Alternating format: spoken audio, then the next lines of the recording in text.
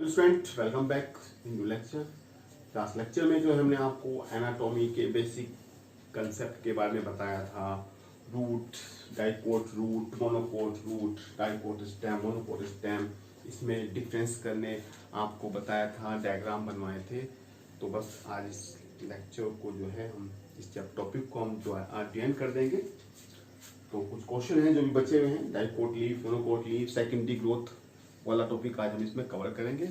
क्योंकि ये चैप्टर थोड़ा बॉटनी से है, +1 में बच्चे इस पर ध्यान नहीं देते, तो इसलिए इस चैप्टर को थोड़ा ठीक तरीके से करा दिया हमने। चलिए देखते हैं क्या है।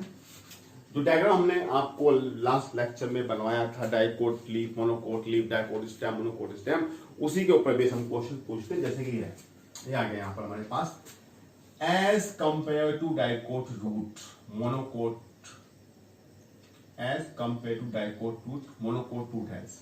मतलब यहाँ कंपेरिजन कर रहा है कि बताइए मोनोकोट रूट की ऐसी क्या खास बात है जो उसको डाइकोट रूट से अलग करते हैं। मतलब यहाँ आपको मोनोकोट रूट के बारे में कोई स्टेटमेंट बताना है। देखते हैं क्या है। Many xylem bundles in conspicuous pith, more abundant secondary xylem, a few xylem bundle. बताइए कौन सी बात, as compare to dicot root, monocot root has. मैंने आपको बताया था मोनोकोट रूट में दो ही बातें बताई थी आपको। एक तो उसके अंदर होती है पोलियाक कंडीशन। पोलियाक कंडीशन का मतलब है बहुत सारे वैस्कुलर बंडल होते हैं और उसमें जो है पिथ बहुत ज्यादा डेवलप होता है। और जबकि डाइकोट रूट में क्या होता है, वैस्कुलर बंडल फ्यू होते हैं और उसमें पिथ भी जो है कम डेवलप होता है। तो इसी के बेस पर हमें इसको पहचानना है। बताइए क्या आंसर जाएगा इसका। इनकॉन्स्पिकुलस पिथ का मतलब है लेस डेवलप पिथ, लेकिन मोनोकोट में तो पिथ ज्यादा डेवलप होता है, तो ये तो नहीं आएगा। मोर एबेंडेंट सेकेंडरी जाइलम। देखिए सेकेंडरी जाइलम का मतलब होता है वुड, लकड़ी। तो सेकेंडरी जाइलम जब भी आप कहीं भी देखेंगे आप समझ जाना वो डाइकोट के बारे में होगा, ठीक है। सेकेंडरी जाइलम जैसी कोई भी बात वो डाइकोट रूट या डाइकोट स्टेम के बारे में होगा, मोनोकोट के बारे में वो बिल्कुल भी नहीं होता। तो ये वाला भी ऑप्शन गलत हो गया हमारा, ठीक है। ए फ्यू जाइलम बंडल्स, ये भी नहीं होगा क्योंकि ये तो डाइकोट रूट की कैरेक्टरिस्टिक फीचर है। तुम्हारे पास में एक ऑप्शन बचा, ये मैनी जाइलम बंडल्स, क्योंकि मैंने आपको बताया था कि मोनोकोट रूट में क्या होते हैं, बहुत सारे जो होते हैं वैस्कुलर बंडल होते हैं। और इस बात को हम क्या कहते हैं, मैं अलग से देता हूं, इस बात को हम कहते हैं पॉलीआर्क कंडीशन कहते हैं इस बात को। तो आंसर इसका ए आ गया, ठीक है। Next question, in dicot root.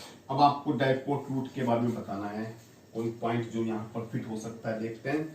Vascular bundle are scattered and within cambium. Vascular bundle scattered तो नहीं थे, वो तो एक रिंग में ही थे, वहां पर कम थे वैसे भी, तो ये तो नहीं होगा। Vascular bundle are arrange in ring and have cambium. नहीं, रिंग जैसी बात तो है नहीं ना, ये स्केचर है, रिंग में भी नहीं है। कैम्बियम वाली बात आ सकते हैं यहाँ पर, डाइकोट है तो कैम्बियम वाली बात आ सकते हैं, लेकिन रिंग में तो नहीं होते, रिंग में तो नहीं देखे तुमने, तो ये भी गलत हो गया। ऐसा तुमने इस टाइम में देखा था।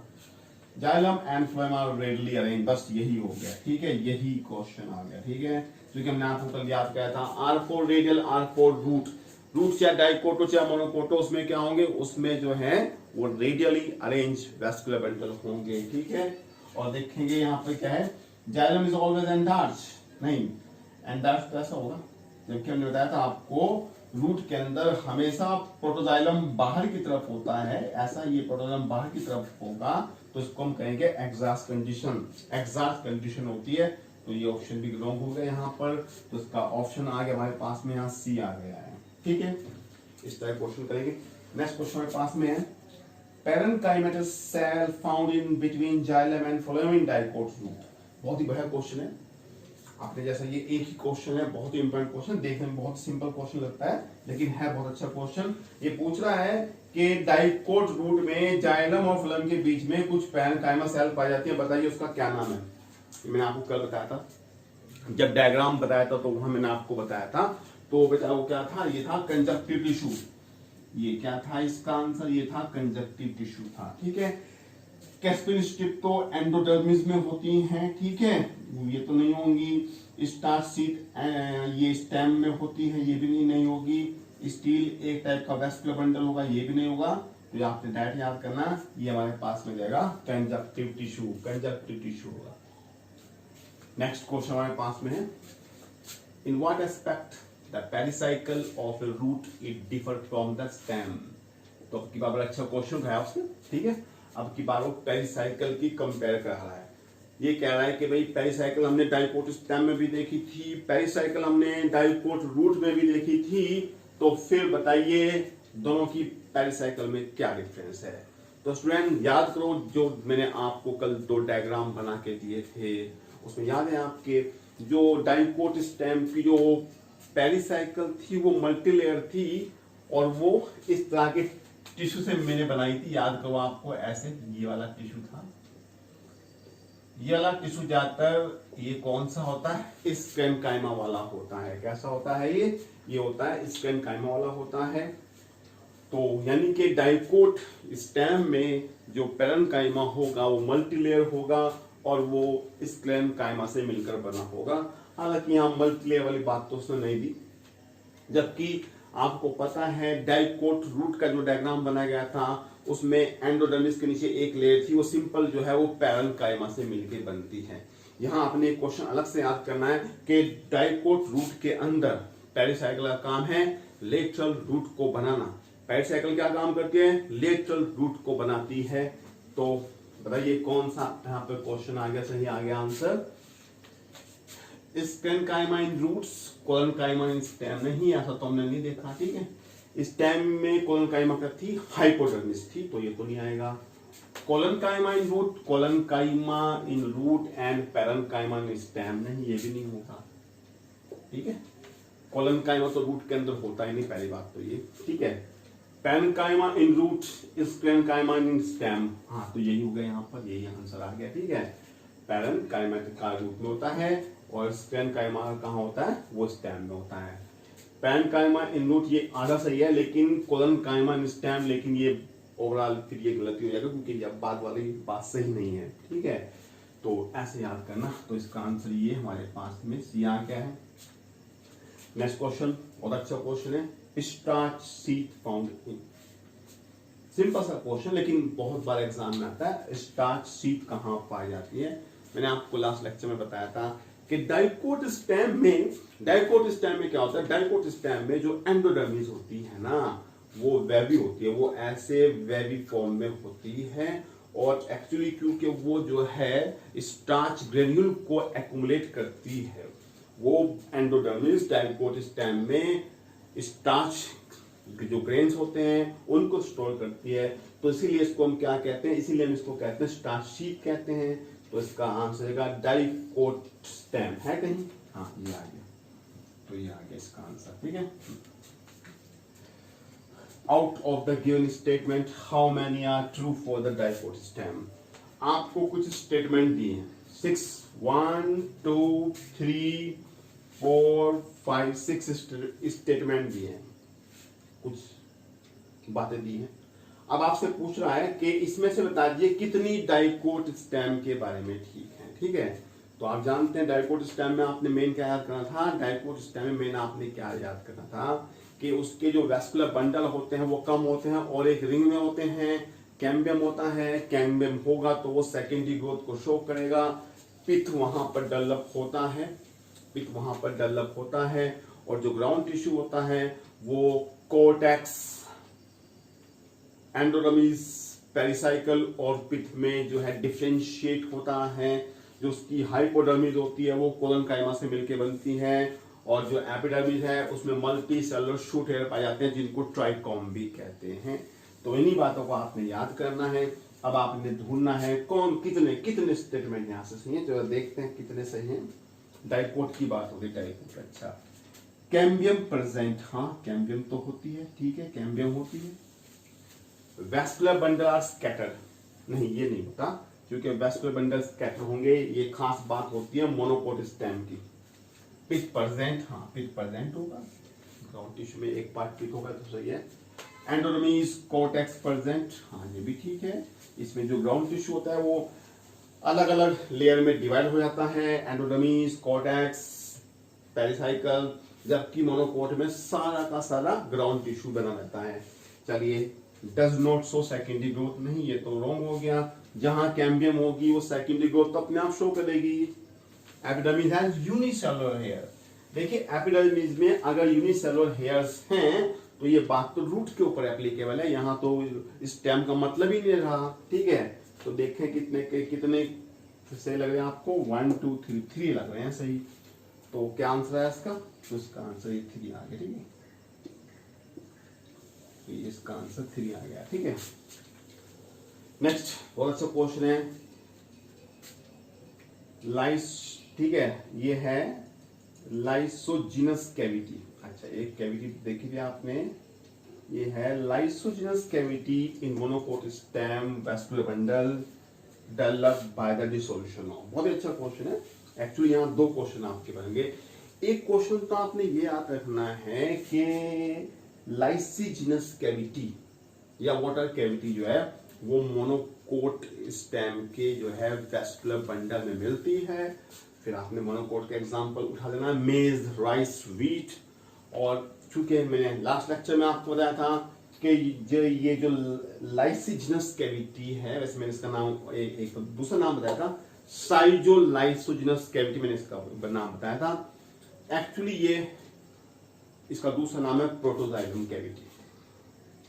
क्यों है बताओ प्रोटोजाइलम कैविटी, क्योंकि ये प्रोटोजाइलम के डिसोल्यूशन से बनती है। प्रोटोजाइलम की कुछ सेल वहां से अपने प्लेस से हट जाती हैं और वहां पर एक वाटर से भरी हुई कैविटी बन जाती है, उसको कहते हैं प्रोटोजाइलम कैविटी। तो है कोई आंसर, ये आ गया, तो ये आ गया हमारा प्रोटोजाइलम कैविटी, ठीक है स्टूडेंट। तो अभी हम इसको थोड़ा रब करते हैं, ठीक है, तो फिर इसमें करेंगे।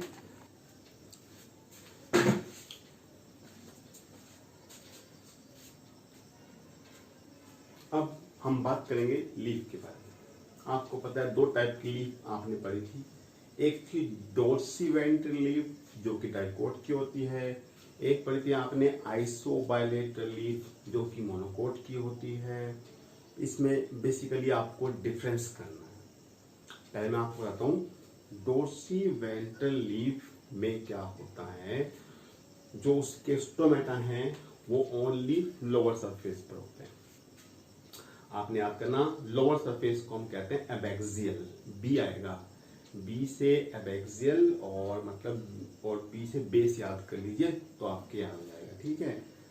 जबकि 2 सरफेस के बीच का जो पार्ट है बेटा उसे कहते हैं मेसोफिल कहते हैं।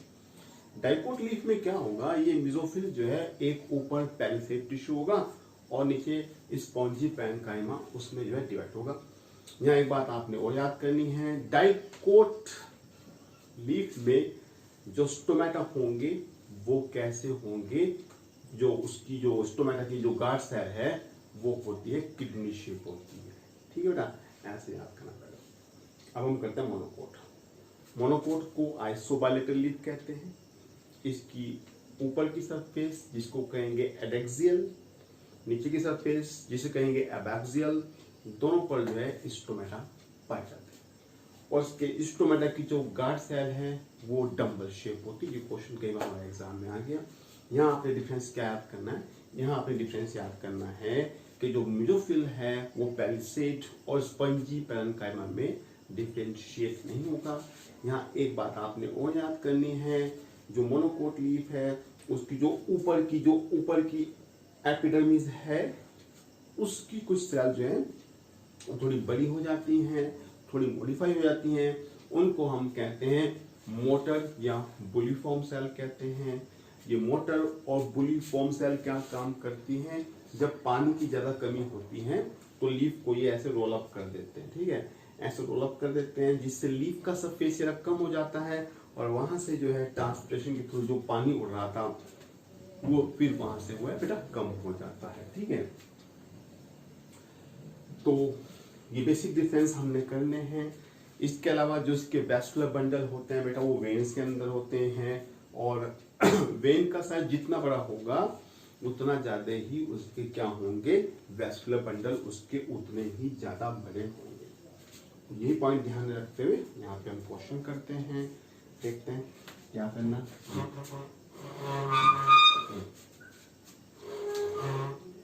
Which of the following is get about dorsiventral leaf, ठीक है। डोर्सीवेंट्रल लीफ को ही हम डाइकोट लीफ कहते हैं। जरा देखते क्या है।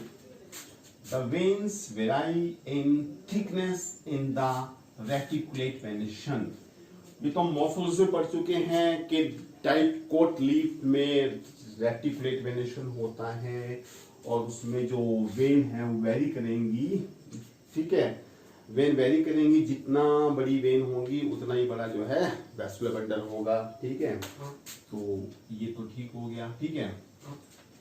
पेनिसेट पैनकाइमा इज एबैक्सियली प्लेस्ड। एबैक्सियली, बी से बेस नीचे की तरफ, नहीं बेटा ये नीचे की तरफ नहीं होगा, ये ऊपर की तरफ होता है, उसको एडेक्सियल कहते हैं। Abaxial surface bear no stomata. Abaxial बेटा बी से बेस याद कर लीजिए, लो नीचे की सरफेस पर तो स्टोमेटा वही होते हैं वहां पर, ठीक है। तो ये भी गलत हो गया। The size of vascular bundle is independent of the size of when. ये भी गलत हो गया, ठीक है। अभी तो मैंने आपको बताया है the size of the vascular bundle is जो है वेन के साइज पर डिपेंड करेंगे। तो इसका आंसर बेटा ये आ गया, ठीक है। चलो नेक्स्ट करते हैं। Which of the following is incorrect पूछ रहा है फॉर आइसोबायलेटरल लीफ। आइसोबायलेटरल लीफ को हम कहते हैं मोनोकोट लीफ कहते हैं। देखते हैं क्या है। Stomata present on both the surface, ये तो मैंने बताया था आपको, ये तो दोनों सरफेस पे होते हैं। अनडिफरेंशिएटेड मेसोफिल, ये भी ठीक है बेटा। इसमें मेसोफिल जो है पेनिसेट और स्पॉन्जी पैनकाइमा डिवाइड नहीं होता है। It is a monocot leaf, ये भी ठीक है बेटा। Nearly same size of stomata all over the leaf, नहीं बेटा ये गलत होगा, ठीक है। इसमें हर एक स्टोमेटा का साइज अलग होता है, आपको पता है। तो ये वाली बात यहाँ पर ठीक नहीं है, ठीक है। तो ये बात यहाँ पर रॉन्ग हो गई है, ठीक है। नेक्स्ट क्वेश्चन बहुत इंपॉर्टेंट है। बुलिफॉर्म और motor cell are present in dicot stem. Stem में तो होने की नहीं बेटा, मैंने बताया था आपको। अपर epidermis of dicot leaf. Dicot में तो ये होनी नहीं है, ये तो कहाँ होती है, ये तो होती है मोनोकोट में, ग्रास में होती है और ऊपर की एपिडर्मिस में होगी। तो बेटा ये भी नहीं होगा। Lower epidermis of monocot leaf, lower में नहीं होगा, मोनोकोट तो ठीक है लेकिन ये लोअर में नहीं होगा बेटा। अपर एपिडर्मिस ऑफ मोनोकोट लीफ, हाँ तो ये यहाँ होगा, ठीक है। ये अपर एपिडर्मिस ऑफ मोनोकोट लीफ में होगा और ये क्या है, अपर एपिडर्मिस मोनोकोट लीफ, ठीक है। Upper epidermis monocot leaf, upper epidermis of monocot leaf. अच्छा बेटा ये तो ऑप्शन सेम हो गए हैं तो कोई बात नहीं, तो इसके दोनों ठीक हो जाएंगे, ठीक है। दोनों एक ही, तो बस आपने याद करना upper epidermis of monocot leaf, ठीक है। Next question. In a dorsiventral leaf, dicot leaf मतलब the location of palisade tissue and phloem known as, ठीक है। तो ये तो मैं आपको बताया था, पेलिसेड टिश्यू कहाँ होगा, ऊपर की तरफ होता है। वो कोलुमनर शेप की सेल होती हैं। उसमें क्या होता है बेटा, उसमें क्लोरोप्लास्ट होता है। ऐसी सेल को हम क्या कहते हैं, क्लोरेनकाइमा कहते हैं। वो फोटोसिंथेसिस में हेल्प करती हैं। जबकि आपने याद करना है, क्वेश्चन कई बार आया, इसका जो फ्लोएम होगा बेटा वो नीचे को फेस, नीचे वाली सरफेस पर रहेगा और नीचे वाली सरफेस को हम कहते हैं एबैक्सियल कहते हैं। तो एडेक्सियल एबैक्सियल है कहीं,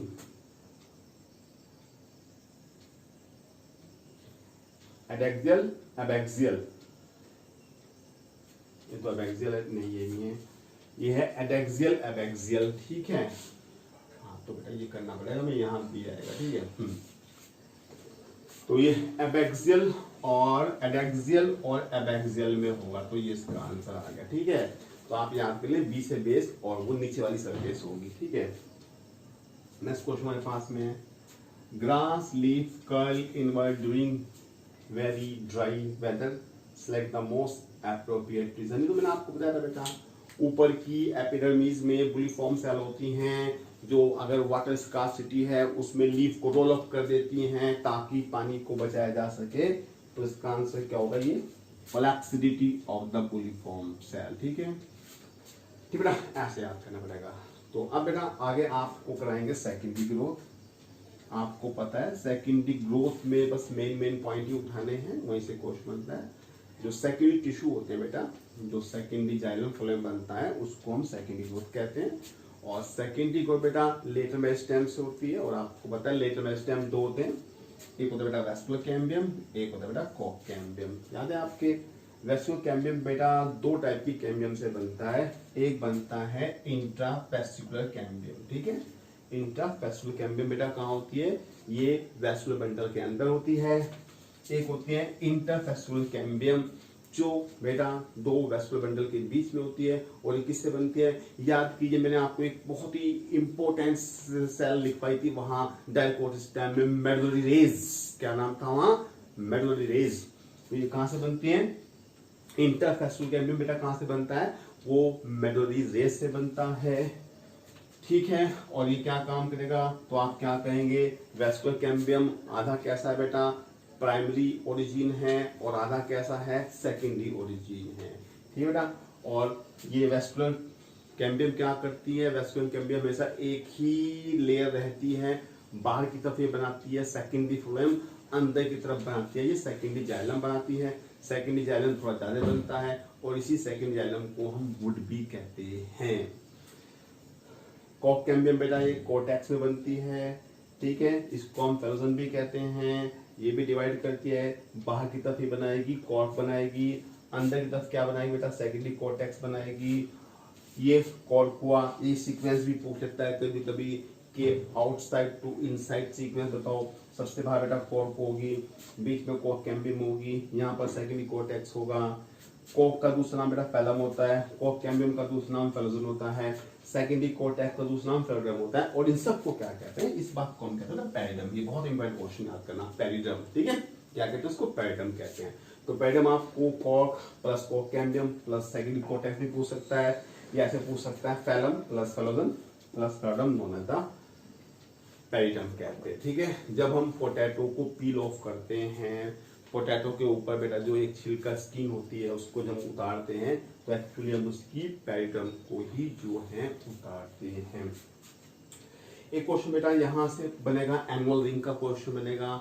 एनुअल रिंग ऐसी ही क्लाइमेट में पाए जाते हैं, ऐसे ही एरिया में पाए जाते हैं जहां क्लाइमेट में वेरिएशन हो, सर्दी गर्मी बरसात का मौसम हो। और एक एनुअल रिंग में बेटा दो टाइप का रिंग होता है, एक होता है अर्ली वुड और एक होता है लेट वुड होता है। तो एक एनुअल रिंग में एक अर्ली वुड होती है, अर्ली वुड का दूसरा नाम होता है स्प्रिंग वुड कहते हैं। एक लेट वुड होती है, उसको हम ऑटम वुड कहते हैं बेटा। और ये दोनों मिलकर एक एनुअल रिंग बनाती हैं। एनुअल रिंग की हेल्प से बेटा हम प्लांट की एज को कैलकुलेट कर सकते हैं। इस साइंस को हम कहते हैं डेंड्रोक्रोनोलॉजी। लेकिन एनुअल रिंग हमें वहीं दिखाई पड़ते हैं जहां पर जिस एरिया में क्लाइमेट में वेरिएशन हो, जहां साल भर एक जैसा मौसम रहता है बेटा, वहां एनुअल रिंग इतने ज्यादा अच्छे नहीं दिखाई देते हैं, जैसे कि सीशोर, समुद्र का जो किनारा होता है बॉम्बे वगैरह गोवा में, तो यहाँ पर जो है एनुअल रिंग ज्यादा अच्छे नहीं दिखाई देते हैं बेटा। सेकेंडरी जाइलम को हम वुड कहते हैं। सेकेंडरी जाइलम का बेटा जो बाहर का पार्ट, जो अंदर का पार्ट होता है बेटा, वो डार्क हो जाता है क्योंकि उसमें रेजिन, गम, लैटेक्स पता नहीं क्या क्या जाके वहां डिपॉजिट हो जाता है। इसे कहते हैं बेटा हार्टवुड या ड्रेमन कहते हैं। और ये फिर वाटर के कंडक्शन में हेल्प नहीं करता, और ये डिजीज के लिए, फंगस के लिए रेजिस्टेंस होता है, मोस्ट ड्यूरेबल होता है। जबकि जो बाहर का पार्ट होता है बेटा वो अभी भी लिविंग ही रहता है, वो लाइट कलर का रहता है, उसमें रेजिन, गम्स वगैरह इकट्ठे नहीं होते हैं, और वो अभी भी कंडक्शन ऑफ वाटर करता रहता है बेटा। उसको हम कहते हैं सैपवुड या एल्बर्नम कहते हैं। यही क्वेश्चन आपने यहाँ से उठाने हैं, ठीक है। बाकी यहाँ से कुछ नहीं आएगा, यही क्वेश्चन यहाँ से बनते हैं। लेंटिसेल आप जानते हैं, लेंटिसेल क्या होता है बेटा? लेंटिसेल जो है वो गैस एक्सचेंज में हेल्प करते हैं। एक क्वेश्चन यहाँ से ये बनेगा। और लेंटिसेल में एक खास टाइप की सेल होती है, उसका आपको नाम याद करना है। कॉम्प्लीमेंट्री सेल होती है, उसका आपको नाम याद करना है। और जो है यहाँ पर जो है एक क्वेश्चन और बनेगा, वो आपसे पूछेगा बार्क क्या होती है? बार्क देखिए, एंडोडर्मिस के बाहर का सारा टिश्यू, एंडोडर्मिस के बाहर का सारा टिश्यू, चाहे वो लिविंग है चाहे नॉन लिविंग है, उसको हम कहते हैं बार्क कहते हैं बेटा, ठीक है। और सेकेंडरी ग्रोथ आपको पता है सिर्फ डाइकोट टूट और डाइकोट स्टेम शो करेंगे, क्योंकि वहाँ पर जो है कैम्बियम उसको मिलने वाली है। तो ठीक है बेटा, तो ये अब आपका ये टॉपिक पूरा हो गया है। आप इसके क्वेश्चन करें, ठीक है, कोई प्रॉब्लम है तो प्रॉब्लम लें, ठीक है, बस मेन टॉपिक आपने करने हैं, ठीक है। मिलते हैं आपसे एक नई वीडियो में, तब तक के लिए goodbye and thank you very much.